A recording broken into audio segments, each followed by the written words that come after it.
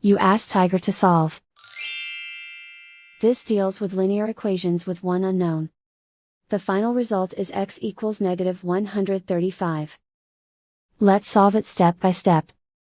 Simplify the expression. Simplify the arithmetic. Isolate the x. Divide both sides by -0.2. Cancel out the negatives. Simplify the arithmetic. Move the negative sign from the denominator to the numerator.